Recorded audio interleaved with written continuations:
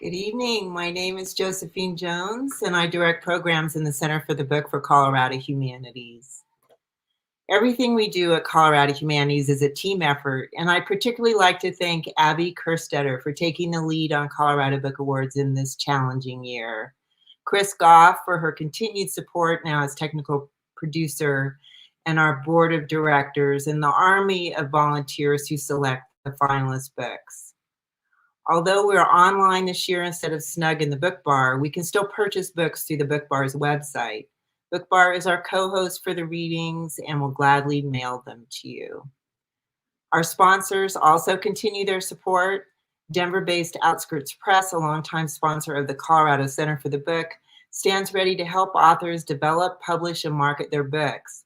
Colorado Sun is also providing funding and is featuring weekly Sunlit excerpts and interviews from many of our Colorado authors' books. We want to thank them, our partner, the National Endowment for the Humanities, and our affiliate, the Library of Congress, and all of you for being here. Now let's use hashtag Celebrate Story and hashtag Colorado Book Awards as we post about our experiences with the finalists and their work. And I don't know about you, but I am totally in the mood to be read to tonight, and am pleased to introduce you to our MC for this evening. Thor Nelson will be introducing our finalists and facilitating your conversation with them. Thor is a partner at Holland and Hart. He's a former economist and testifying expert. He represents a broad spectrum of utility consumers and utilities and regulatory matters throughout the Rocky Mountain West. And most importantly, he's also the chair of the Colorado Humanities Board of Directors and a sci-fi fan. Thor Nelson. Thank you, Josephine. Good evening, everyone, and thank you so much for joining us for another finalist reading here with the Colorado Book Awards for 2021. I've been privileged to be on the board of Colorado Humanities for 6.5 years now, and I will confess, although it's sort of like having all your children, we like all of our programs, I do like the Colorado Book Awards probably the best of everything that we do. I love the celebration of reading. I love the celebration of writing, and it is such a wonderful experience, and am delighted to have been asked to participate in this event today. So just to give everyone who's watching an idea of what to expect, we will be going through 3 sets of finalists in the fiction category, and then 3 sets of finalists in the science fiction fantasy category. We will have a Q&A with the authors from each category after that category has been read. So importantly, there is a bit of audience participation in this process, and I would encourage you all, if you have questions, either up front or as you hear the authors read from their wonderful works, please do put those questions up in the comments section, and we will try to direct questions from the audience at all, if at all possible, to the authors after, again, we finish each of our sections. So without any further ado, let's get to the fun part of this, which is the authors and the author readings and the celebration of these wonderful works of literature. So our first finalist tonight is Stephanie Harper, who will read from her novel, Wesley Yorstedt Goes Outside. Stephanie is the author of the poetry collection Sermon Series, Finishing Line Press, 2017, as well as personal essays and articles from numerous publications. She received her MFA in creative writing from Fairfield University and currently lives in beautiful Littleton, Colorado. Good evening, Stephanie. Welcome, and please share your book. Good evening, and thank you, Thor. And thanks to everyone who made this evening possible. I'm so humbled to be sharing a bit of my work alongside such talented writers. So I will be reading a very brief introductory section from my novel, Wesley Yorstedt Goes Outside. All you really need to know is that the protagonist and narrator is Wesley Yorstedt, who is a 33-year-old agoraphobic who at the onset of the novel has not left his apartment in 5 years. Inside my apartment, I have everything I need. For a single inhabitant, it's more than sufficient, with a bedroom large enough for a queen bed, a spacious bathroom, and an open living space with a full kitchen. It has several windows and a door. People tell me the building's in a prime location in the heart of the mile-high city. They tell me this is important. It's not a terrible city. I'm certain there are worse. I remember a field trip I took in grade school. I stood in awe on the steps of the state capitol with a round marker set into the marble, showing the exact elevation of 5,280 feet. How Denver earned its nickname. A strange sensation of accomplishment overwhelmed me as I planted myself on that stairway above so much of the world. I haven't been to that bronze-domed building in years. The stainless steel supports have eroded under decades of weathering, and the uppermost portions have begun to crumble in structural decay. I haven't seen this myself. I haven't seen a lot of things. My apartment is on the 3rd floor of an old brick building, and if I look out the large window along the east wall of my living room, I see a park. A fragment of grass and trees imprisoned by towering condos on all sides. Concrete pathways weave through the area with a bridge over the river. When the weather permits, these walkways convey people on bicycles, couples with clasped hands and disposable coffee cups, and lone women walking small dogs on fluorescent leashes. If I look farther, I can see the Denver skyline hovering over brick buildings in the distance, glowing yellow-green against the night sky. If I look. I never opened the window in my living room. I did once, the first year I moved.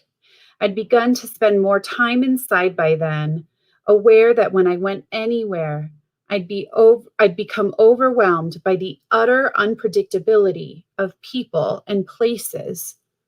Anything could happen out there. This expectancy that something would happen tightened down in the center of my chest and made it harder and harder to endure any kind of new situation. Still, I had occasional moments when I longed to participate in some small way. And in a quiet instance of contemplation, I entertained the notion that if I opened my window for some fresh air, the sounds of the city, even a breeze, might ease the cabin fever. But the Platte River has always been rank with human garbage and the swampy aroma of moss and mildew, the noise of rowdy people traversing the sidewalk below. This grated on my nerves. I haven't opened my window since.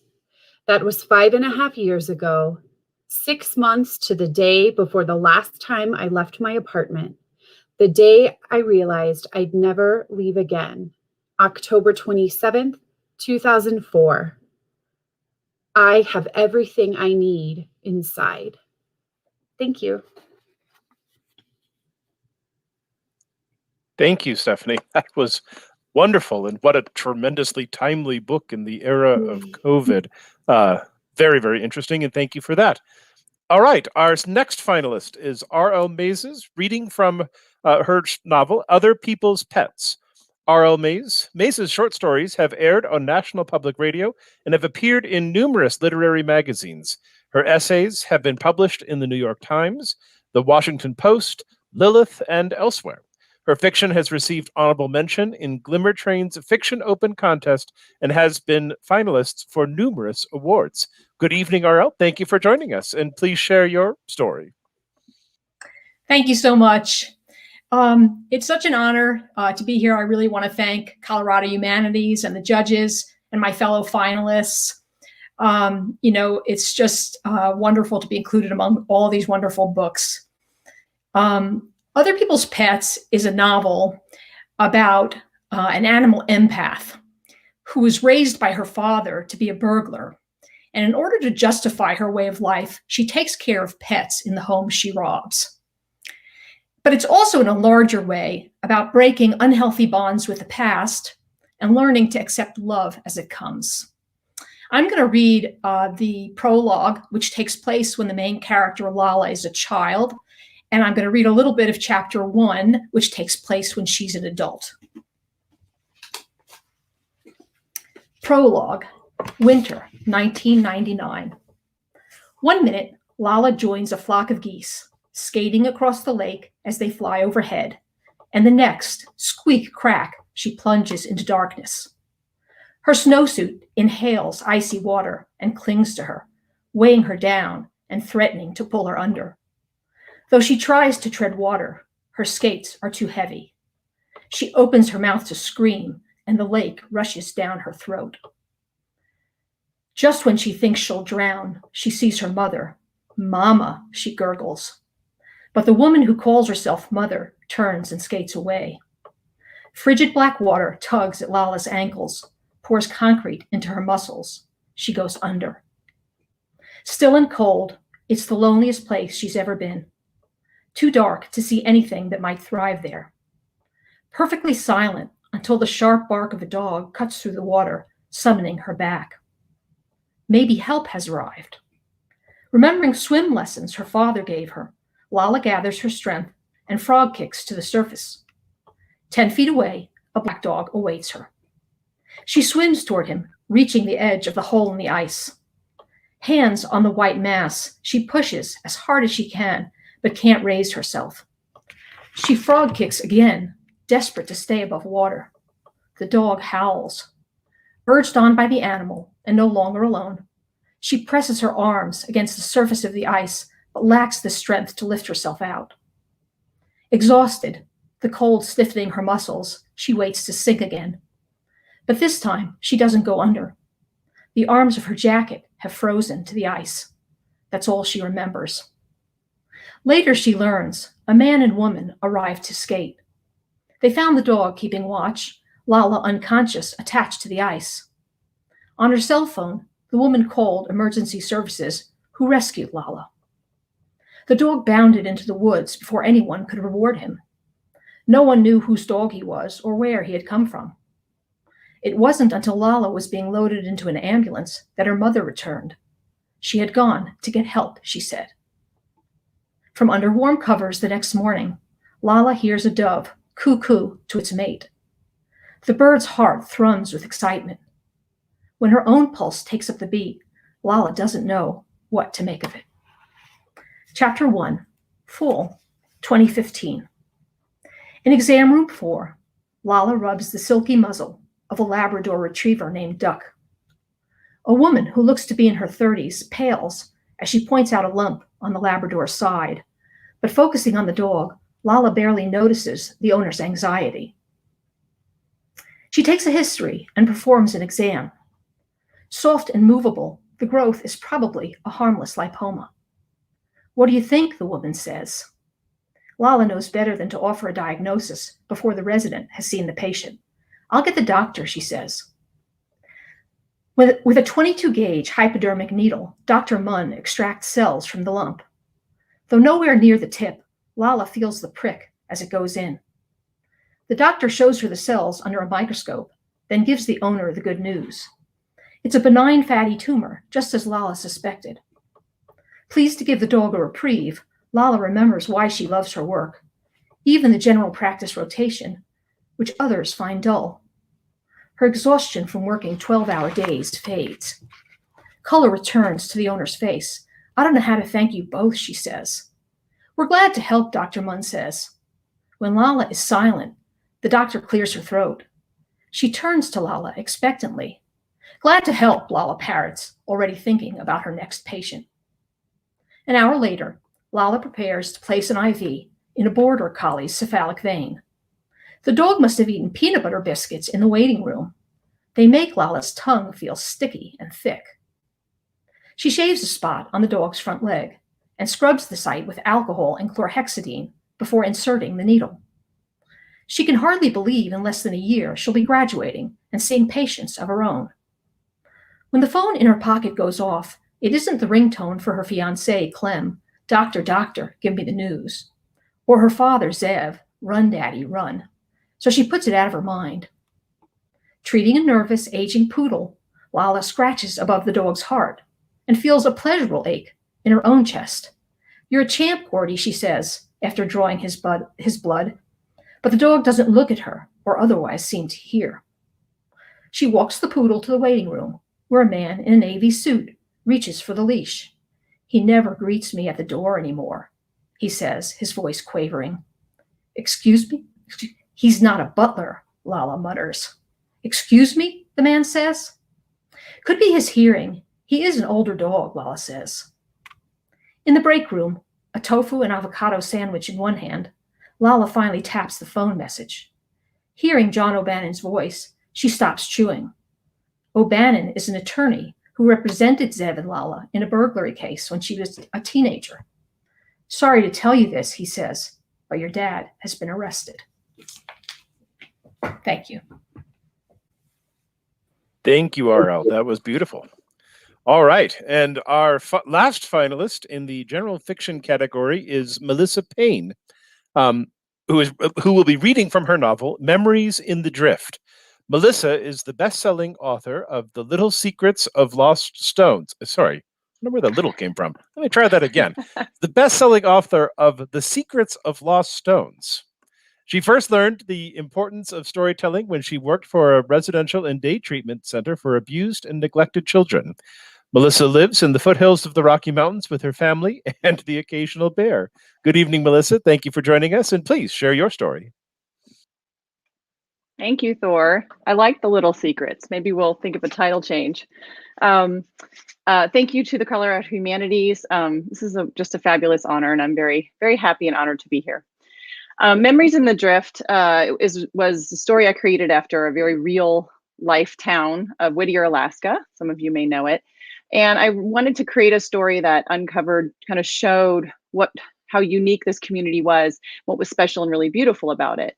And from that, I created a character, Claire, who is a woman who developed eclampsia in pregnancy, and because of that, lost her baby and her short-term memory. And so Memories in the Drift is Claire's journey, and it shows how she must rely on the love and support of her community in order to navigate each day. The section that I chose to read today, I think, kind of illustrates how Claire is a survivor and has figured out how to organize her own life. And we see a little bit of that here. A loose photo on my desk catches my eye when I walk past on my way to, I stop, rub the back of my neck, momentarily at a loss for what I was doing. I turn in a half circle, hands stretched out in front of me, trying to shake the present like I'm panning for gold, hoping that the answer to what I was doing will rise, golden flecked and shiny above the silt. But nothing. My bladder feels empty, so I wasn't going to the bathroom. A fullness in my stomach means I must have eaten recently. Still, nothing comes to mind.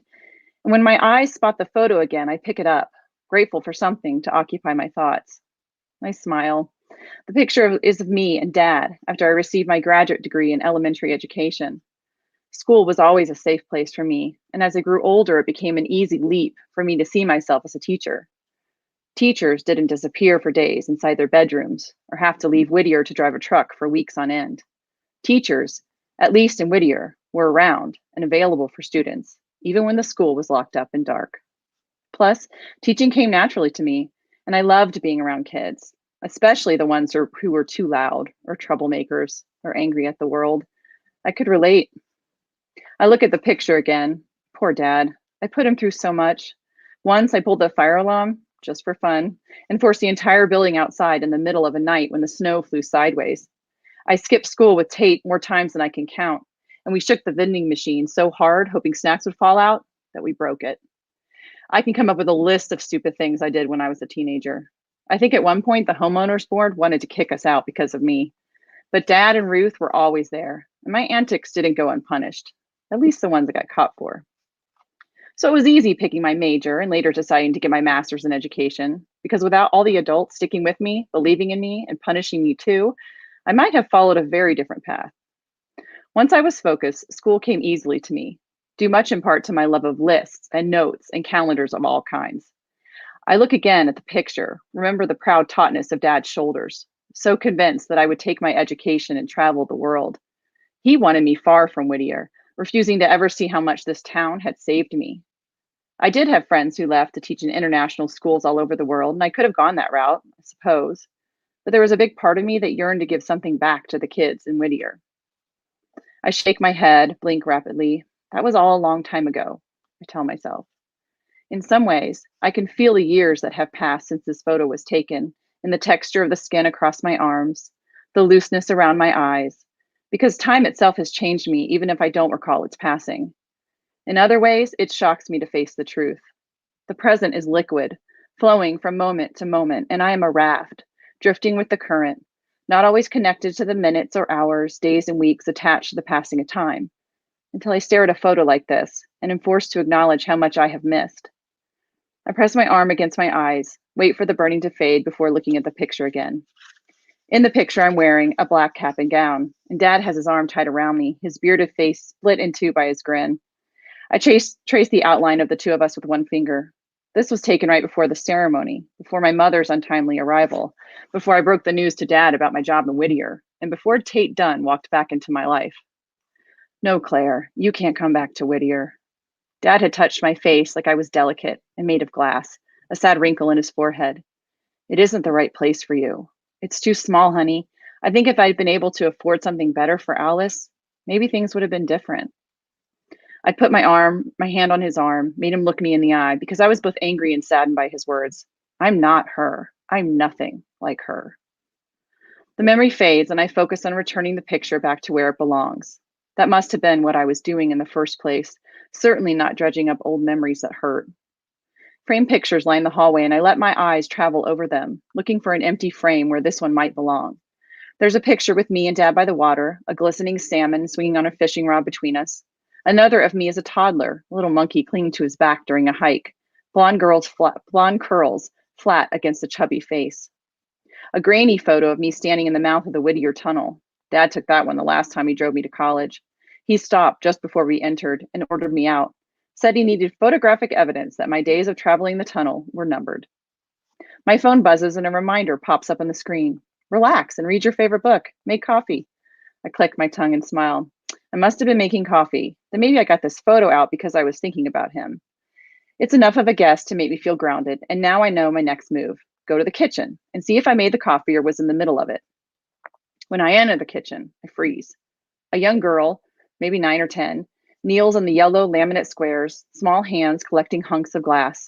She looks up when I enter, studies me from behind glasses with frames that are too big for her small round face. Glasses that don't look like the prescription kind. And her hair, it's piled up on top of her head and appears to have been wound around the cardboard of a toilet paper roll. I can tell because half of the roll is sticking through her hair. A bubble of laughter fights to escape my mouth. I stop myself. Kids don't like to be laughed at by adults. Hi, I say, because I can't think of how else to start this conversation. It's embarrassing to have forgotten why she's here, but something about her puts me at ease. Maybe it's just because I've always been comfortable around kids. Is everything okay? She narrows her eyes, pinches her lips together. Ah, hell, did you forget about me already? Thank you. Thank you, Melissa. Very beautiful. Well, I'm intrigued that all three of our finalists in this category elected to focus in their works on characters, main characters who have these struggles and challenges. What a tremendously interesting wide range of different ways of looking at sort of the human struggle as we look in these different settings. But I don't see any questions in the chat. Am I missing any questions in the chat? Okay, so I'm just going to jump into the questions that I had, and then obviously anybody who's participating, if you have questions, feel free to add them into the comments, and we'll be delighted to ask the authors. But let me just start, Stephanie, go back to you for the first question. And as I mentioned, it was interesting to me that all of you chose protagonists with challenges and with struggles in their life. But in particular, Stephanie, your protagonist's challenge seems tremendously apropos given the circumstances in which we find ourselves. And so the obvious sort of curiosity question is, Stephanie, to what degree did the current COVID situation sort of influence or inspire your decision to explore I'm going to say it wrong, an agoraphobic character, and what was the relationship between, as you were working on this, or revising it, between the character that you were exploring and the real world circumstances in which we all found ourselves? Great question. So it is interesting because I actually finished this novel in 2013. So it, it wasn't born out of pandemic times, or anything like that, but it's been a really interesting experience, publishing the work in 2020, because I think that readers are able to have a relationship to the book, and to Wesley, the main character, that maybe they wouldn't have had I published the book earlier, because we've all sort of experienced this quarantine and the isolation and the germs. There are parts in the book with Wesley where he's scrubbing the fruit that's delivered from the grocery store to his door, and I think all of those things just have become so relatable. It's almost like Wesley's character is a little bit of a primer for the pandemic lifestyle. But yeah, it's been really exciting to see how people have responded differently to the book than I think they would have if the circumstances were different. Interesting. Yeah, and I was curious because, of course, I didn't know when you wrote the book, but even if it doesn't affect the creative process, I can totally understand how it would affect the way that the audiences and the readers experience that. And it's interesting how we could all develop a bit of empathy for someone who feels trapped inside a space and unsafe going outside. It's very interesting. Okay, let me shift over to RL. And one of the interesting things that I took from your reading, and as I understand from the book in general, is the way that your story uses time and uses different moments in time back and forth in her life to tell your story. And I was curious sort of how you come to that job as an author and whether or not the story you're trying to tell in sort of the time when the character is younger is different from the story that you're trying to tell when the character is older, or how you use that time element in order to carefully advance the story that you're trying to tell for this particular character. Sure. So the present time of the story is when the character Lala is an adult. But you need to know certain things about her when she was a child in order to understand how she became who she is, how she, and what will be the struggles of any change for her. So the book does move back and forth between when she's a child and when she's an adult. And I try to go back in time to when she's a child at the very point when the reader is going to need the information. So not sort of front load a whole bunch of it, and then maybe 50 pages later, the reader needs to know that and they have to think back, but just give them as much of the backstory as they need in order to move forward in the present time of the book. So I felt that prologue was needed because we kind of are going to need to know right at the outset a little sense of who her mother is and also how she gets this extraordinary talent that she has of being able to feel what animals feel. And both of those are kind of seated in the prologue. And so that's really how I made that decision. I would try to stay in present time when she's in veterinary school or faced with her father's arrest, and move the story forward in that present time until I felt, oh gosh, the reader's going to need to know something about something that happened when she grew up, and then go to a flashback. Very interesting. Thank you. All right. And then finally, Melissa, I do see, actually, we have a question for you from the comments. And interestingly, the questioner comes from Sam, and it's similar to actually some of the thoughts that I was having, because I was intrigued by the idea that you started your story with a place and then moved to a person. And so Sam asks a question: did you travel to Whittier when you were researching the book? And did you base any characters on people you met there? And I guess I'll just sort of add to Sam's question. I'm sort of curious if starting with a place and then moving to a character changed your writing process and made it different from other books or stories you have written where you sort of start with a character and then put that character into a place after the fact? Yeah, I find inspiration comes in all different ways. And so for this book, it came from this town that I found while doing some research, and I stumbled upon it and I was just fascinated by it.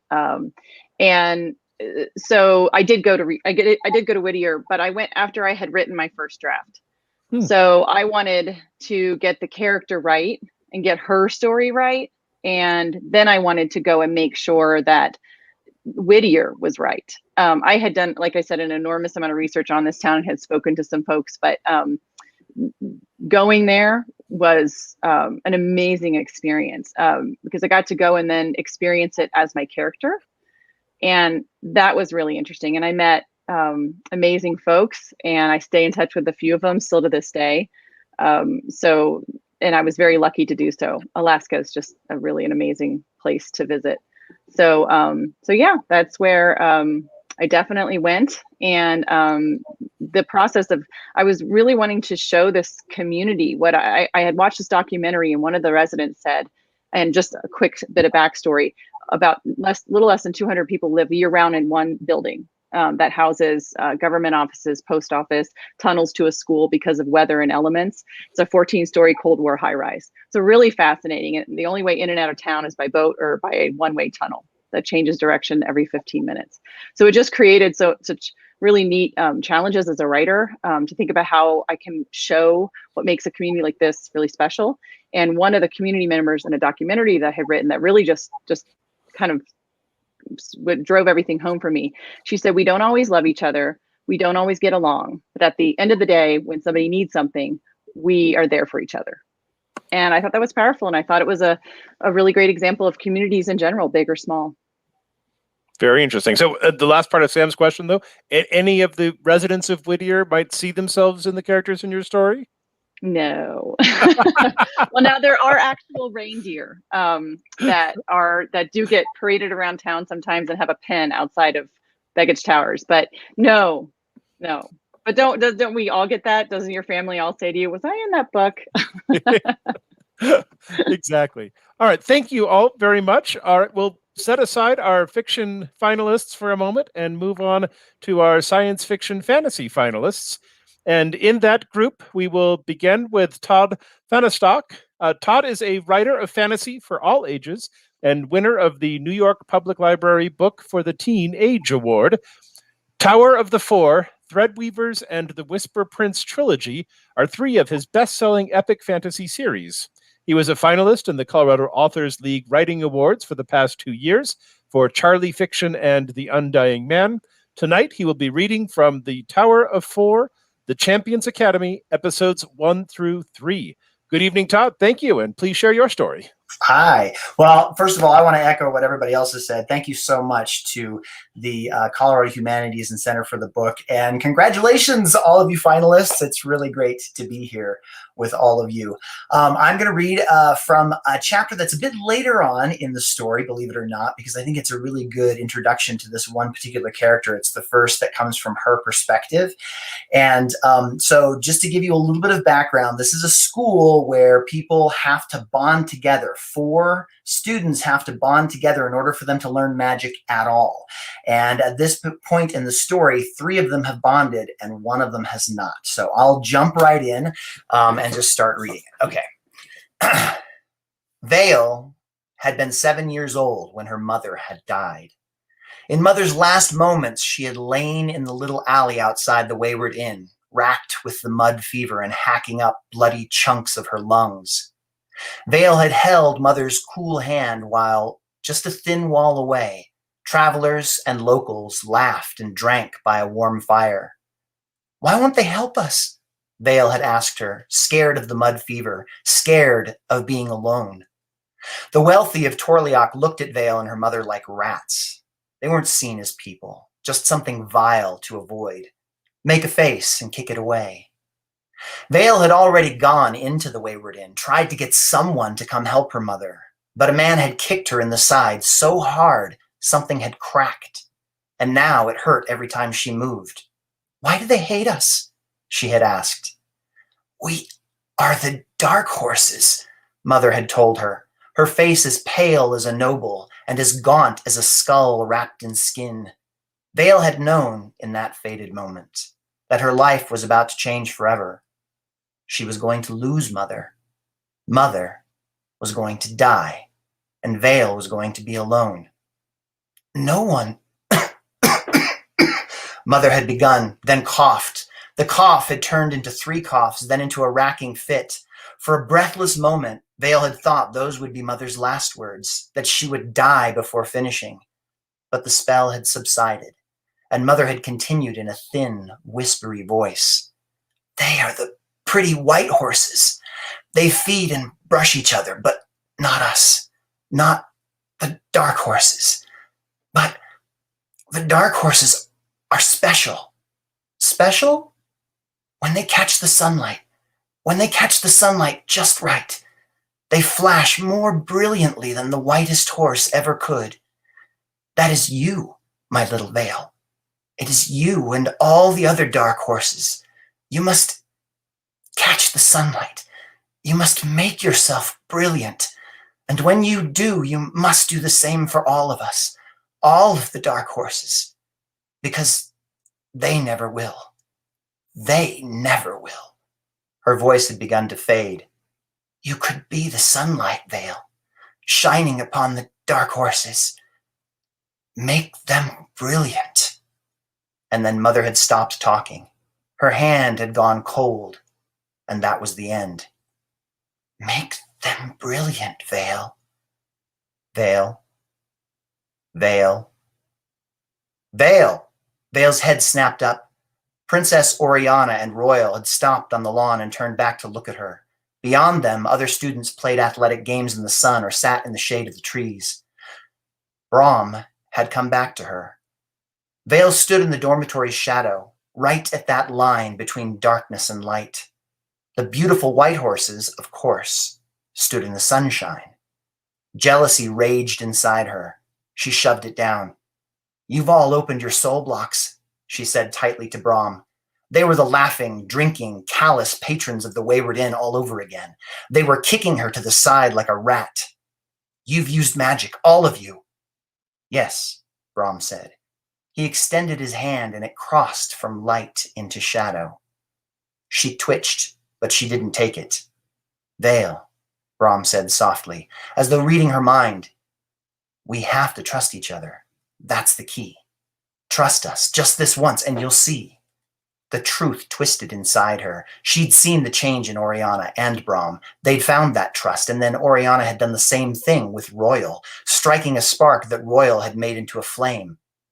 You're going to replace me, she said, waiting for Brahm to lie to her, to sling soft words of comfort and ask her to calm down. No, Oriana interrupted with authority before Brahm could answer. The tall woman strode forward, joining Brahm at the line between darkness and light. Vale flicked a glance from one to the other as Royal came up, his hulking form looming behind Oriana. Is that so? Vale sneered. You think I don't see how you look at me? You'd happily cut me from this quad like a bad limb. No, you are my quadmate, Oriana said firmly, and I will not give you up. Nor will I, Royal echoed in his deep voice. Their gazes promised protection, promised to stand between Vale and those who would hurt her. A pleasant warmth spread through her, and she hated herself for it. It couldn't be real. They were the white horses, so they had to be lying. The white horses didn't care about the dark horses. They weren't like her. They made a mistake, Vale, throwing us together, Brahm said softly.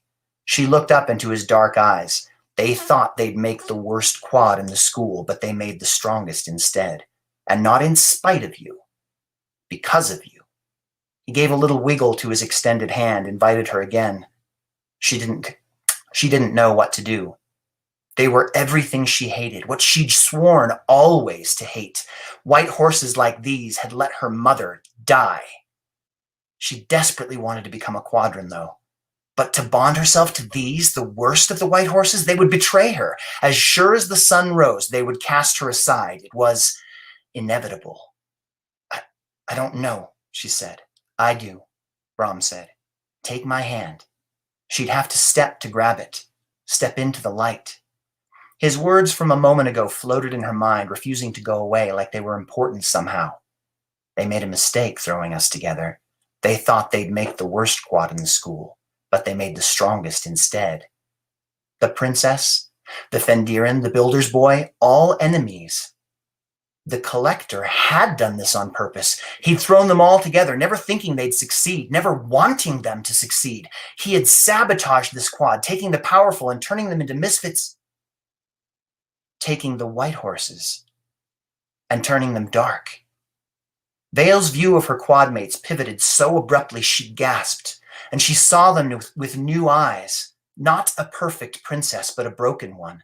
Not a righteous giant, but an impotent one. Not a reckless boy, but a frustrated one. They were all the dark horses. All of them. Make them brilliant. She stepped into the sunlight and grasped Brahm's hand. Her soul block burst open inside her, spilling magic into her body. With a cry of joy, she flung that magic out at them like a whip. She felt Royal's honest conviction. She felt Oriana's adamant determination and Brahm's giddy excitement.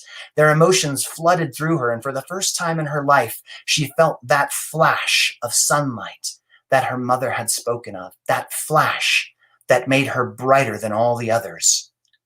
Brilliant, she gasped, and tears slid down her cheeks.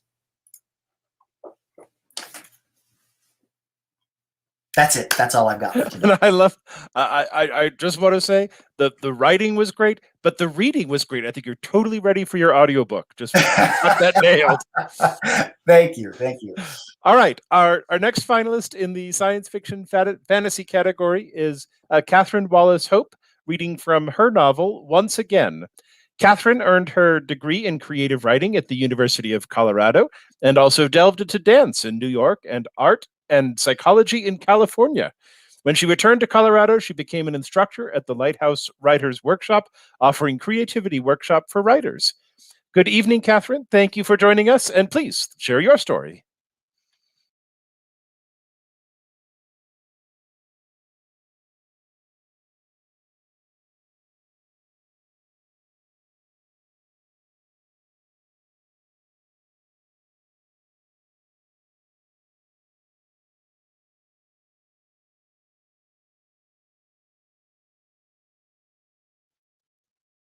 Catherine, I apologize. I'm sure whatever you said was completely brilliant, but it was entirely muted. Did we talk about muting ourselves? We did talk about muting ourselves and how nobody can unmute you once you mute yourself. I muted myself because my dog was drinking water and making a lot of noise. So anyway, I'm going to start over again. Anyway, thank you so much, Thor. And what I was saying was I would like to say thank you to the Colorado Center for the Book and the Colorado Humanities. And it's such a pleasure to be here with the other finalists. And thank you so much to everybody who has worked so hard and who's done so much for the book community. And thank you for Book Bar and Outskirts and the Colorado Sun. So back to where I was heading in the first place. So my novel is called Once Again, and it's set in Boulder, Colorado. And the time of the setting is it's summer. It's actually a date that's coming up soon. It's summer 2021 on the summer solstice. This section is right from the beginning of the novel. On a warm summer morning, Erin Fullerton sat at the island in her kitchen alone, wearing the t-shirt and sweatpants from the day before, or maybe the day before that. She shivered slightly, even though the room felt warm. She cradled a cup in her hands, but the remnants of her coffee were cold. Once there was a ghost, she thought. This was the game she and her daughter used to play, telling each other little stories they made up together, 5 words a turn. Erin closed her eyes and let herself see Corey's face, those round, lucent gray eyes, the way she used to gaze to the side as she searched for words. In the beginning, when Corey was 3 and just starting to figure out the game, she ended every story with her main character, a fairy, a hamster, a fish, successfully going potty, which she found hilarious. By the time she was 6, shortly before her death, The stories had become more sophisticated, with missions to rescue captured sisters and find lost undersea homelands. Now, Aaron took Corey's turn and filled in the words about the ghost, who lived in the woods. Aaron put her cup down on the white countertop of the island. "Stop it," she muttered to herself, but she couldn't make herself stop. It had been nearly a year and a half since Corey died, 500 days, and still all Aaron could do was think of her.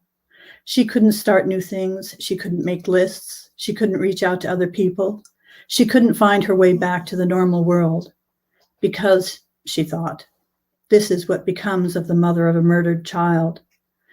And the threads that bound Aaron to this world now were so thin, spun glass, finer than spider silk, so easily snipped between her fingernails, she could sever them in a heartbeat. Her phone startled her, humming with an incoming call. When she saw the caller ID, she couldn't make sense of it. Peregrine Elementary. She stood as she accepted the call. "Hello?" she said. A woman replied, "Mrs. Fullerton?" Cool white panic slid over Aaron's face. She knew the voice.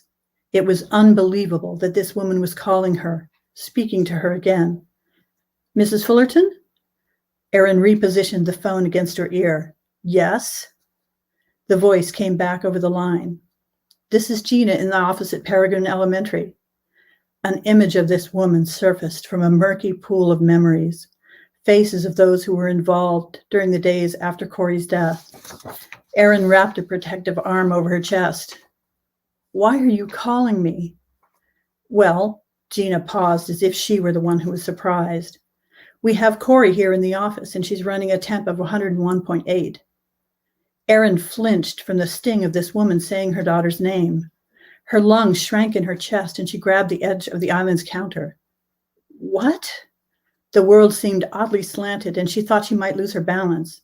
She looked again at the ID and put the phone back to her ear. Gina spoke again, slow and clear, highlighting each word. "Someone will need to pick her up because she's running a temp." "Why are you doing this?" Aaron pulled her hand to her damp forehead. She couldn't imagine how someone would make this call more than a year later, knowing full well what had happened. Gina exhaled, sounding impatient, before she spoke again. "Is this Corey Fullerton's mother?"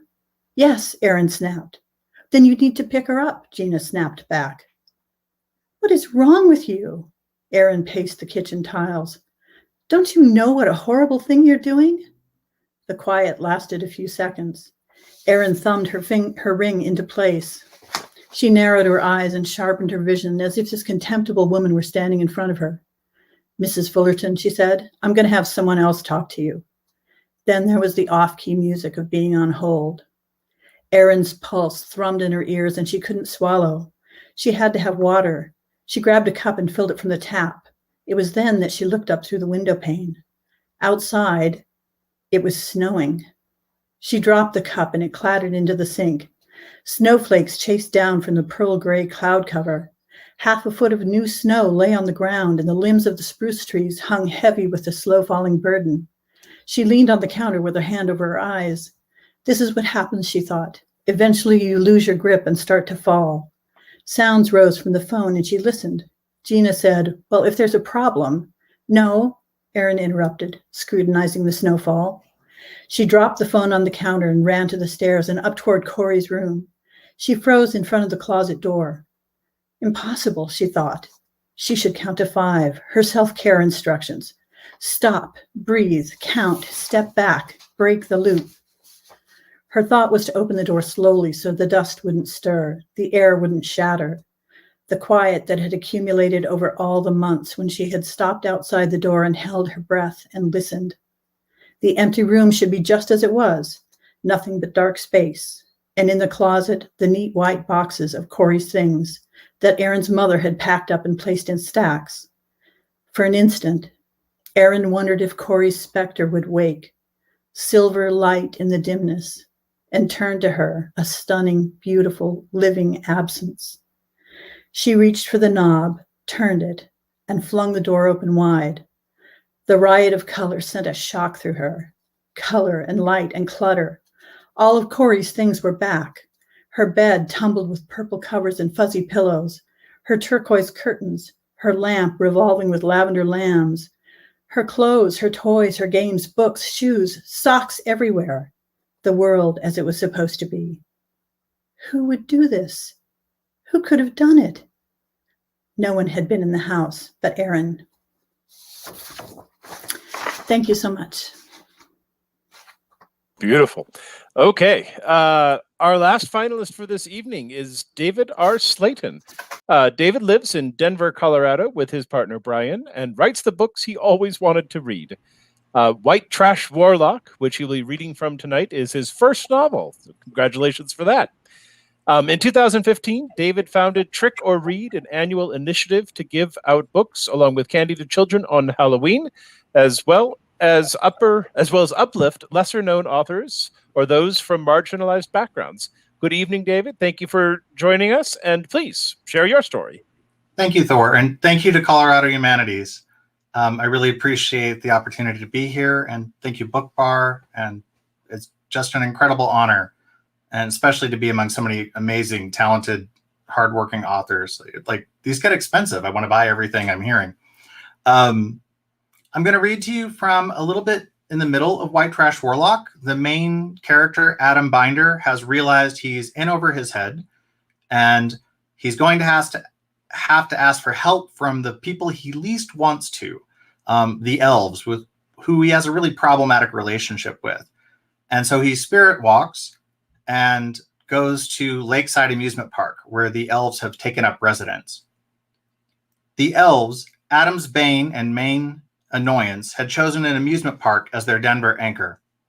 His sight worked in reverse here, letting him peek across the veil and see the mortal world. The park, while well lit with running rides, looked full of faded 1920s glory. A roller coaster ran with the creaks and splintery groans of old wood. He frowned at the dilapidation, but the tinge of blue cooled his nerves as he walked on. The aspect of the looming watchtower became more real than the mortal plane. The tower's old-fashioned light bulbs went from hazy to clear. Everything shone, new and white, like he'd stepped into the past. Adam entered the park.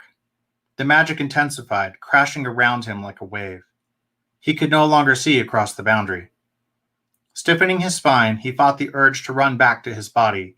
He had to do this for Annie. None of the elves approached him, but Adam could not help but be aware of them moving through the glossy night of the spirit realm. Smooth-skinned, with perfect hair and eyes like jewels, they strolled the park in couples or sets of three. They always seemed to dance, like they heard a music he couldn't, which was entirely possible. All of their senses were greater than his. Parak had loved to tease him about it, distant things Adam couldn't see or hear. They were so beautiful, so perfect in a way he'd never be. It almost hurt to look at them, and they would last forever, untouchable, except when they weren't. Adam knew with a deep ache that they were never more beautiful than when they lay with you. He'd gotten lost before, entranced by beauty and eyes so pale that they stole the color from flowers or the red from his skin when they tussled. He fought to shake off the memory and the blush it brought. He would never repeat that mistake. He was here on business. Adam straightened with a jerk when a classic car, a boat of curving metal in black and gray, raced into the parking lot. Adam gaped as it roared to a stop. "Is that an Auburn Speedster?" he asked, unable to stop himself. 1935, the driver said. She had a clipped accent Adam associated with old movies. Come to think of it, the whole place felt like an old movie. Classic, cast in black and white, unreal and dangerously fantastic. He had to remember he could die here. Tall and willowy, the woman towered over him. "Do you like my dress too?" she asked, twirling. The garment, a slinky number with fins along the skirt, was cut from salmon-colored silk. It floated around her as she spun.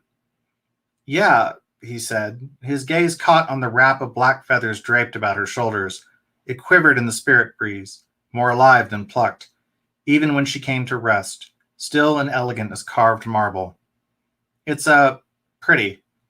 In truth, Adam never understood why anyone asked him about women's clothes. He wasn't a drag queen or any kind of fashionable. Just because he was gay? He caught a sense of the woman's power, the full effect of what stood before him. All elves possessed more magic than any human, but they weren't all the same. Adam did not know what determined their power, whether it came from age or existed from birth. They were ruled by queens and kings, so it made sense that bloodlines were involved, but he wasn't even sure they had babies. Some elves wore their magic like fine silks. From others, it radiated like a too-strong perfume. Parak had been closer to human, safe to touch. The wisps of power leaking through this woman's glamour burned. Seeing him realize his mistake, she tilted her head. A cold little smile pursed her lips. Adam took a step backward. Eyes darting side to side, he sought an escape. The elves, all dressed in classic suits and vintage dresses, ceased their strolling. As one, they turned to watch, their jewel-tone eyes focused on the exchange, their heads slightly cocked to the side. Every nerve in Adam's body thrummed in warning. I mean to say, my lady, Adam made an awkward dip to one knee, that it is most lovely and reminds me of more elegant times. That seemed to mollify her. You've come to petition the court, she asked. How did you know? She waved a hand, indicating the park. You're a mortal practitioner, she said. The rest are gone. Only elves walked the dock beside the lake or rode the iron Ferris wheel. No humans strolled with them. No practitioners or supplicants. No refugees from the mortal world. She put her hands on her hips and said, Get on with it then. Petition me. Oh shit, Adam gasped, looking away from her. You're the queen.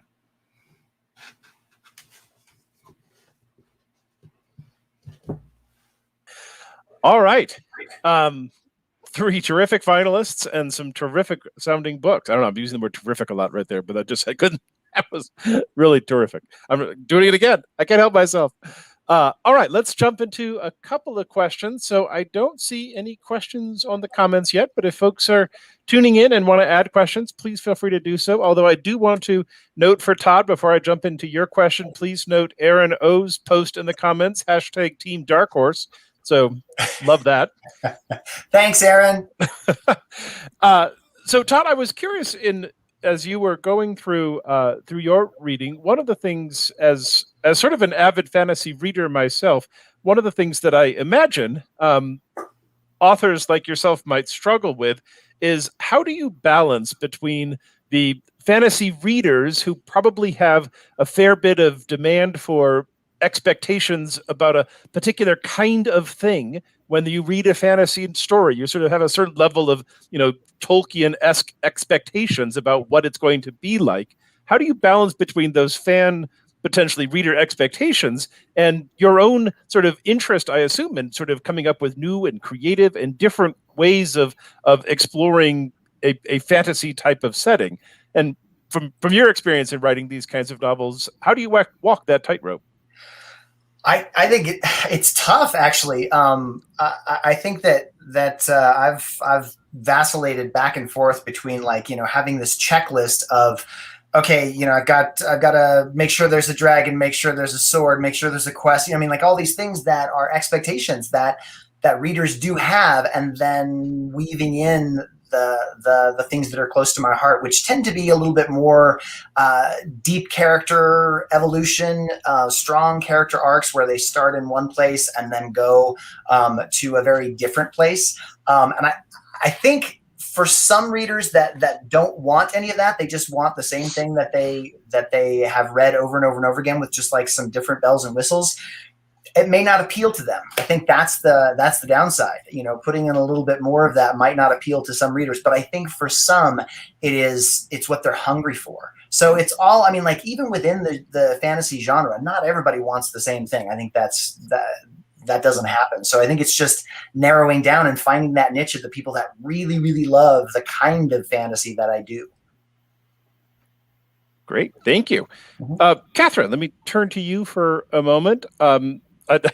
I was intrigued by the fact that of all of our readers tonight, I think you were the most cagey about sort of revealing very much about your story in how you chose to set up your reading and how you chose to the excerpt that you chose from that. So I'm a little bit nervous because I don't want to reveal too much about your story and sort of honor your choice about that. So let me just ask a kind of generic question, and that one thing that intrigued me. So we're in a category of fantasy and science fiction, and in your context, your setting is sort of future, but only barely so. And I think it's an interesting choice between sort of trying to decide when you have a story that has sort of some futuristic and some sort of alternative technology and certainly a time sort of component. I was sort of intrigued by your choice of when to set the story, and I wonder if you could just talk a little bit about that decision and why you picked what was, at the time you wrote it, I assume, a pretty near term in time as compared to some other point where you might set your tale. Well, thank you, Thor. That's a great question. The one of the difficulties of this book was that the origin of the story for me was that I had a dream that there was a kidnapping that was happening again. And I wanted very much to find a way to write about it, but I knew that it would need to have some sort of basis in science fiction. And at the time, when I first started doing the first draft, gravitational waves had just been detected, and the atomic clock in Boulder was an important factor in the way time is measured in quantum mechanics. So I knew that I wanted to work with that. So I actually was trying to find a way to be in sync with the science. But as I was writing, these brilliant scientists of quantum mechanics were zooming ahead without me. So I had to work so hard to keep up with them. All of the science in the book is based on astrophysics as it was as I was going along, and so part of the timing was trying to make sure that the science I was writing was plausible. If astrophysicists wanted to look into the way the events collided, that they would find it plausible and reasonable. And so it was a question of keeping up with those guys. Very interesting. Thank you. Who am I missing? I'm missing somebody. David. I'm missing David. God, I'm like, there's a third author. David, relative to your story, I have to say my first question to you started with, why Lakeside? I was thinking if an elves were setting up camp in Denver, I totally see them in Heritage Square. But setting aside that personal choice, which I will not quibble with because you're the author, I was intrigued by in the bio that you talked about, in the bio that I read that describes your work. You talk about the Trick or Read program, where in particular I was noticing that one of the goals that the organization or the effort has is sort of give a voice, if you would, to authors who, as I've described it, were either lesser known or from marginalized backgrounds. And I was curious because it sounded like, if I could sort of read a little bit into your story, that you're looking to, in one respect, also give persons from marginalized backgrounds kind of voice, if you would, in your stories that you tell. And that I'm going to guess that may be an important feature of your writing. And I'm curious if that's correct, and if you see one of the things that you're trying to do through your writing to give folks from either lesser known or marginalized backgrounds, as we talked about, a voice and a character that then people in the real world might be able to see themselves in. Well, absolutely. But I do want to mention the Lakeside thing real quick. So I did use the Guardians of the Cardinal Directions concept from Wicca in the book. And unfortunately, I needed a northern location for the elves. Plus, the elves have an obsession with historical preservation and the past. So Lakeside as a historical location with the White City movement and the Beautiful City movement from the 1920s and 30s. I did a lot of historical research. I have a degree from Metro in history. So Lakeside was the appropriate choice for me. And 2 other towers are named and used in the book, but the southern tower is left to be a mystery. So I'd love for somebody to guess and find out what it is. All right. So now to answer the real question you asked, which is exactly. So as Todd was saying, I love fantasy, and there's such a diversity in fantasy. Like, I write urban fantasy and epic. There's epic fantasy. The brilliance of what Catherine's doing is so incredible with quantum mechanics. Like, my mind is just blown by what she's doing there. But growing up where I did in Guthrie, Oklahoma, as a gay, smart kid who read a lot, I couldn't find a book with me as a hero. I couldn't find a book where I got to be centered in the story, where, you know, it wasn't dying tragically, or the book was about coming out, or an AIDS analog, or gay trauma. And there are great books out there covering those subjects, but I love fantasy as a genre, and I want to escape, that kind of stuff. So I wanted to write a book where it's a book with a gay main character with a little bit of a love story in there, but it's not about being gay. It's just a great action adventure story with a lot of plot twists, and the main character just happens to be gay. And Trick or Read reflects that. So we gather up children's books, people come to the party, we give them out in sets of 20. And so if you say, Thor says, oh, I get 60 trick-or-treaters, so you take 3 bags of 60. And then we divvy up 500 to 600 books across the Denver, Colorado area to give out to trick-or-treaters across the city, which is pretty cool. And then in top of that, I have plenty of author friends like Rita Barron, who writes young adult fiction with amazing Black fantasy, you know, dealing with Afro stylistic myths in her work. Or Kat Cho. I try to bring in, who writes Korean myth. So I try to bring in books like that and distribute them as well, and make sure that those get out there to people, because just like me wanting to see myself in a book, I know there are other people out there wanting to see themselves, especially kids, as heroes and as the centered in the story. Interesting. And I appreciate that a lot, because I think that it is a wonderful thing for every kid growing up to be able to see themselves in the works of literature, in the reading that they do, to be able to sort of have that experience of belonging in that way is a wonderful gift. So thank you very much for that. All right. So at the risk of completely calling an audible on my wonderful team that's helping me manage this, we've had a question come in. So at this point in the program, we were going to sort of shift, and I don't know how we're setting this up if we're having all 6 finalists on the same screen. But I actually want to ask a question that came up of David. And so we're going to kind of go back through some of the authors in kind of reverse order. But David, a question came in from Brian McNeese. Thank you, Brian. And he asks, White Trash Warlock uses some iconic Denver locations, and you talked a little bit about this, but he was interested. Did you research the city when writing the book, and maybe talk a little bit more about the history that you use to inform your storytelling? And then the other question that Brian asks is, if so, did you find anything interesting that didn't make it in the final cut? Oh, wow. So Denver, there's so much about Denver that a lot of people don't know. For example, Denver has a century-long history of taking in refugees, up to 10,000 a year, even before the recent cuts were made to refugees coming into the States, which means we have this incredibly diverse population.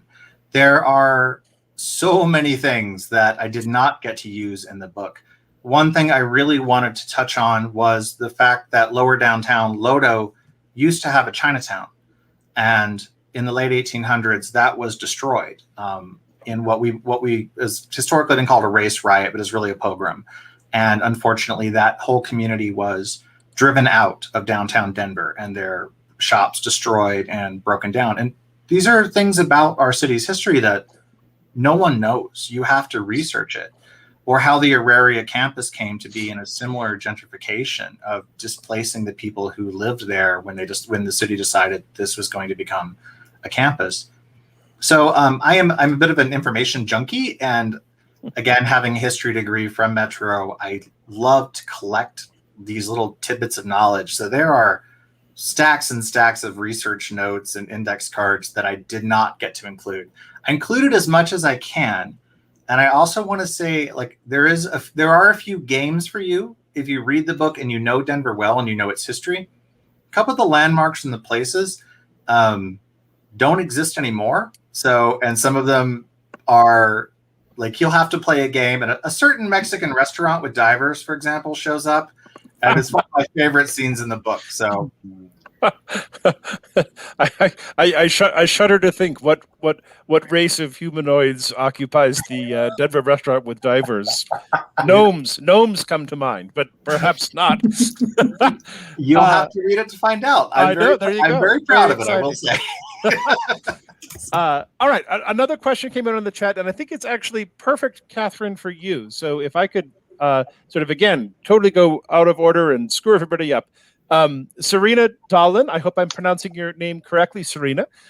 Thank you for sending in a question. The question is, what inspired or influenced your story, and what research did you do for your book? And Catherine, I sort of want to direct this question to you, because it sounds like you had, some very interesting inspirations that we'd love to hear about, but then also for anybody who's sort of listening in, for Serena or others who are, aspiring authors, the process that it sounds like you went through to research the science of your book must have been quite something. And so just would love for you to talk about that a little bit, and how you sort of were able to use that research and then turn it into a story that you then tell.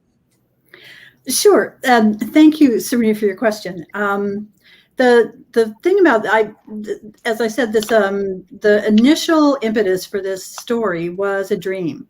But when I woke from the dream, I realized that it had two things going on at the same time. It was related to the myth of the abduction of Persephone. So the characters in the book are the characters from the Greek myth, but they are grappling with factors that come into play when you start to study quantum mechanics, which is a world where things don't work the way they work here, where we are in our day-to-day lives. So I found it absolutely fascinating that time crystals exist, and I researched time crystals. I found it fascinating that when black holes collide, they ripple across our world, and they warp time and they warp space in ways that we don't understand yet. So it was fascinating to learn so much about topics that I only knew, like in a day-to-day sort of way. I studied really hard. I researched books that were way over my head. I learned things. There's a book called The Order of Time by an astrophysicist named Carlo Rovelli, whose work I discovered because I was studying white holes. His book is just this magnificent book of this poetry to the universe. And so everything that I did led to another thing, which was even more wondrous than the last. And I tried to get as much as I could in the book, with the limitations of the fact that their research was moving faster than my publication process. So it was a joy. It was a joy to research, and it was thrilling to find out all these things about the world we live in that I didn't know. Very cool.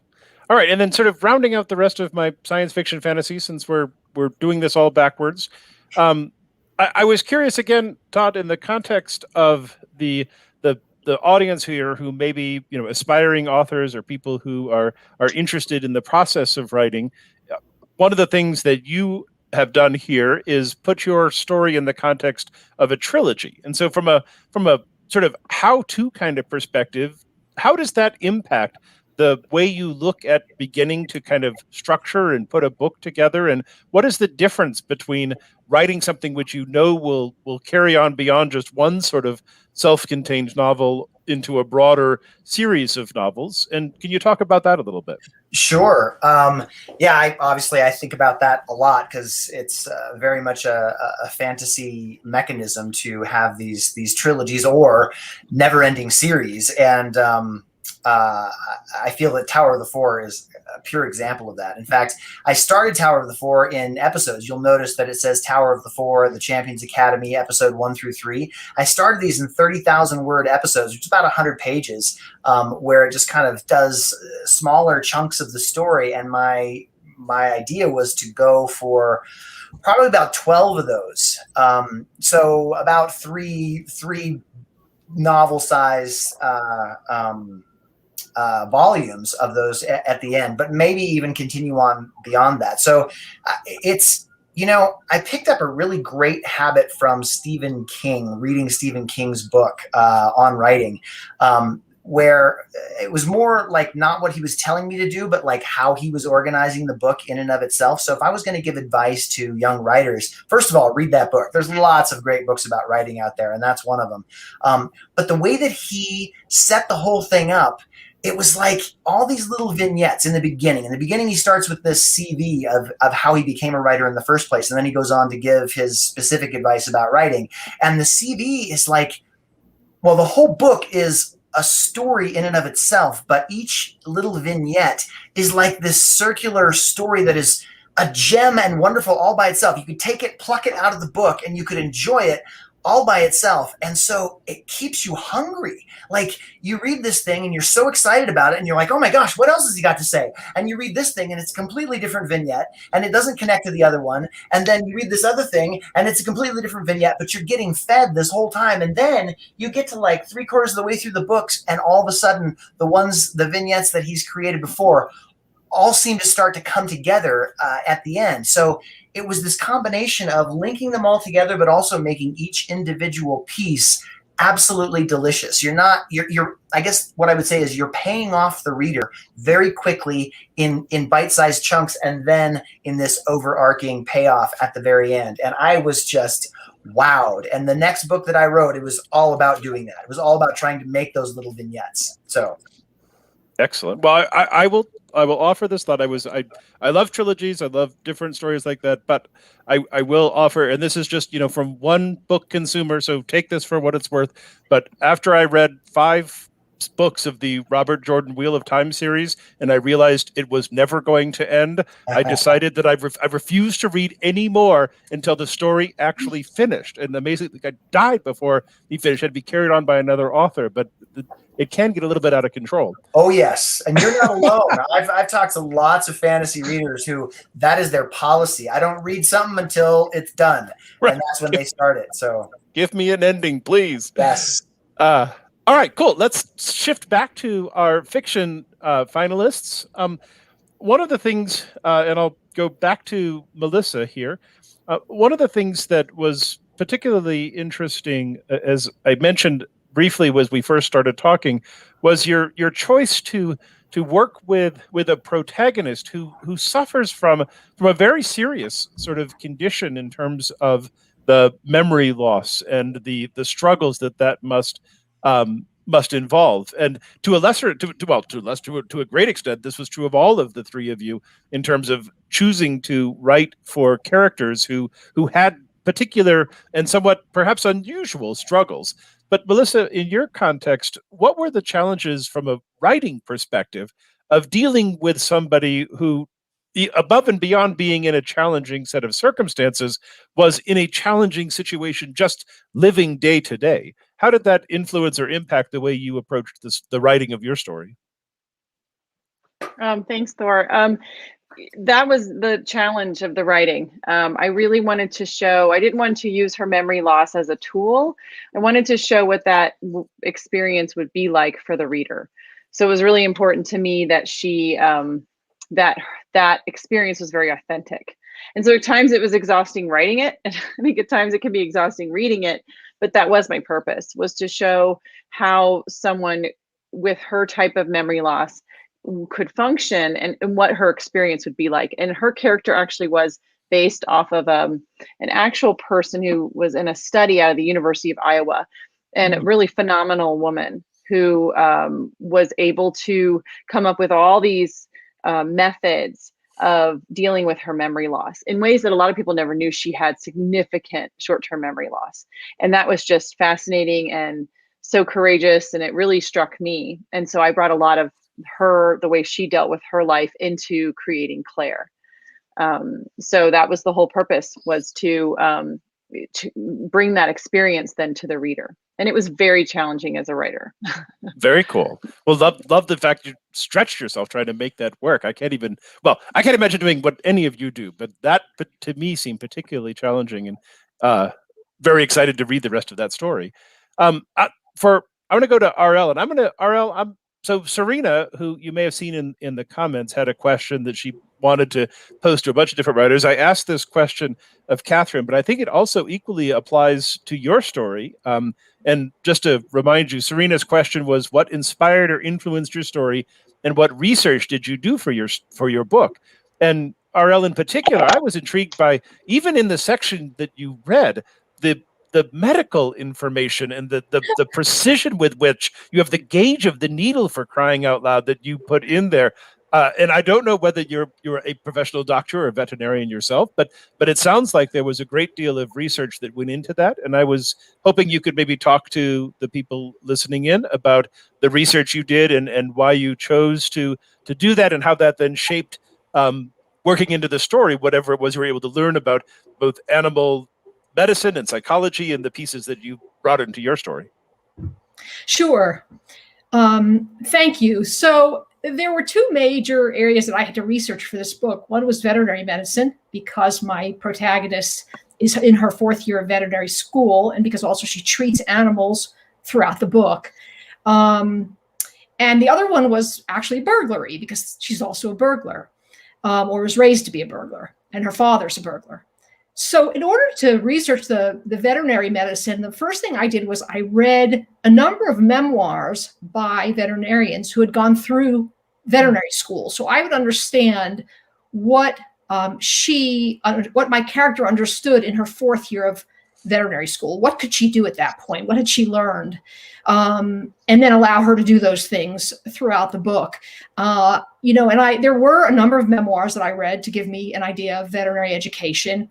And then there were all kinds of great educational materials for veterinarians on the web in terms of procedures and how to do procedures. And I was able to watch those just as if I were a veterinarian who wanted to learn how to do them. And so that helped. And finally, I was really worried about this, because I wanted it to be authentic. And I know, you can make mistakes pretty easily when you're in an area that you're not, normally I'm not a veterinarian. I haven't been to veterinary school. So I actually had a veterinarian read the entire book. And she did find a few things that I fixed. So that was great. And she actually, I think the gauge of that needle, she corrected. So that's funny that it's funny that you brought it up, because I think I had it a little wrong. And she said, no, it would actually be, so we fixed it. And hopefully now, no one else has commented. So I think it's right. And then the other area that I really had to research again was, I'm not a burglar, and I have a lot of burglaries in the book. And so I read a lot of interviews with burglars that law enforcement has done and that sociologists have done. And law enforcement do these interviews because they want to learn the thieves' MO so they can warn the public, so that the public can protect themselves. And sociologists do interviews just because they're fascinated by the human mind and they want to understand motivations. So I read a lot of those. And once again, on the web, you can do such great research on the web. There's all this footage of burglars breaking into homes that's caught on security cameras. So you can watch these videos and see how they operate. So that was another kind of way that I did that. I also interviewed a lot of police, and I interviewed sheriffs and DAs and people who prosecute burglars and people who defend them. And I really, really learned a lot from that helped shape the story. Great, thank you. All right, and then last but not least, I'll go back to where we began the evening and to Stephanie. Stephanie, as we mentioned in the first set of questions that we had, the protagonist in your story is suffering from a particular ailment in the agoraphobia that we can all sort of find some similarity with, or some commonality with, in today's day and age. But I'm just curious, going back to the beginning of your process in writing your book, What was it that drew you to a character who was struggling with mental illness and who was struggling with those challenges? And what was it that sort of inspired you, if you would, to explore that in your writing? Sure. So the book really started out with wanting to explore the experience of not leaving home. That was something that I was just taken with conceptually, what that would be like, what that would mean for someone's life. So it really started there, and Wesley fleshed himself out as a character in my mind fairly early on in the writing process, because I knew that I needed this vehicle to explore the concept of agoraphobia. And, I started doing a lot of research about agoraphobia. I learned a lot. I used a lot of firsthand accounts early on in the experience because I wanted to come up with a language to describe panic and fear and anxiety, which are all the driving forces of agoraphobia. So I visited a lot of online message boards that support people with agoraphobia, and sort of saw how they described their symptoms and their experiences, particularly like with panic attacks and that sort of thing. And as I got more into the writing process, other elements of Wesley's character came out that just sort of made sense. He's an artist, so a lot of the description in the book is through that lens. And that also helped me create a language to use to describe his experiences. Melissa had brought this up in the answer to her question, but just the importance of authenticity when you are writing a character like this. You want it to feel real and respectful of a disorder of this magnitude. But then also there's something so universal about how fear and anxiety sort of factor into everybody's lives, that this character, yes, had his own disorder and illness and process to healing and recovery, but there's something so relatable in his story. I mean, I found myself really having to interrogate my own anxiety and the way that my anxiety limited my life because it writing this character just brought out some things that I probably hadn't looked at within myself. So it was a very transformative process. Wow, wonderful. Well, thank you, everybody. We've reached the probably past the end of the time we were supposed to go, but I loved it. I hope everybody who participated and who has watched this loved it. I will say in my part of closing, thank you all 6 of the finalists for the gift that you have given to us as readers of your stories, of your thoughts, of yourselves, and thank you for the courage.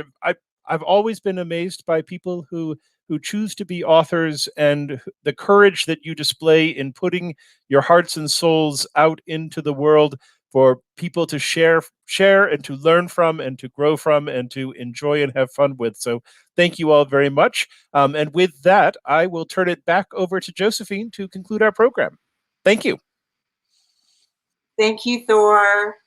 And thank you for this and all you do for Colorado Humanities. And thanks to those of you who joined us for staying in and logging on. I know I enjoyed all of this reading and am just so intrigued by these different worlds to visit. We'd love to hear what you all thought about today's program in the comments, or you can send an email to info@coloradohumanities.org. Suggestions are welcome. And again, thank you to Outskirts Press and Colorado Sun. If you reach out to them for services or support, please do let them know you're there because they support the Colorado Center for the Book. And please support local businesses by ordering books from the Book Bar. You have great selections to choose from tonight. Next week, we'll hear from our finalists in the biography and creative nonfiction categories. And that will be about as far from tonight's reading as you can get. It will be pretty strict nonfiction rules with some memoir with the creative nonfiction writing. And that reading will be Wednesday, May 12th at 7 p.m. Mountain Time. Winners will be announced at a celebration event June 26th at 5 p.m. Mountain Time. And stay tuned to our website and social media. And do opt in to our newsletter at the bottom of any page at coloradohumanities.org for readings and celebration updates. Stay well and good evening. Thank you.